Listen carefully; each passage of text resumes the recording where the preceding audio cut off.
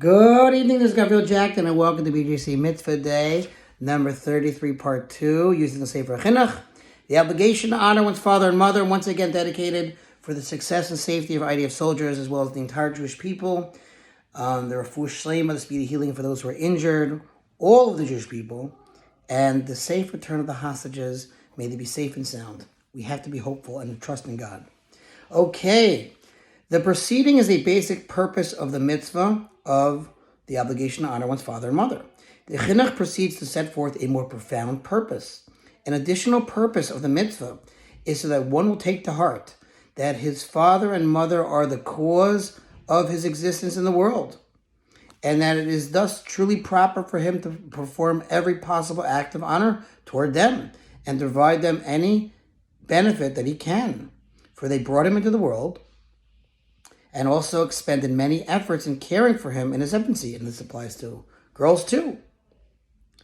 And once he establishes this trait of recognizing his parents' beneficence in his character, he will consequently elevate himself to recognize the beneficence of the Almighty, blessed be He, who is the true cause of his existence and the cause of the existence of all his forebears until Adam, the first man, and who brought him out from the womb into the open world and provided him his needs all the days of his life, and who composed him in his proper form with all his limbs complete, and who endowed him with a knowing and perceptive soul, which is special cause for gratitude. For were it not for the soul with which the Almighty endowed him, he would be like a horse or a mule, which are incapable of understanding.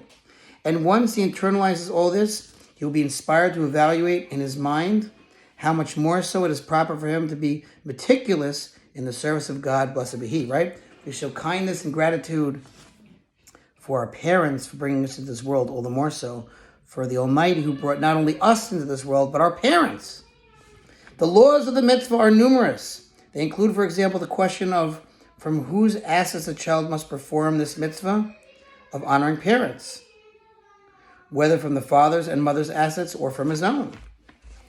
This issue is disputed by the sages in the Gemara and Kedushin. The Chinuch states the final ruling. The halacha is that the funds for the mitzvah are to come from the father or mother if the father or mother has assets, but if not, then if the son is able to, he must provide the funds, and if he is unable to, then the son must even go around knocking on doors begging for alms in order to feed his father and mother. Okay, and we'll continue with part 3 tomorrow, and that should conclude the mitzvah. Thanks for listening. Bonds Future Mitzvah 36-100 for the goal. See you tomorrow.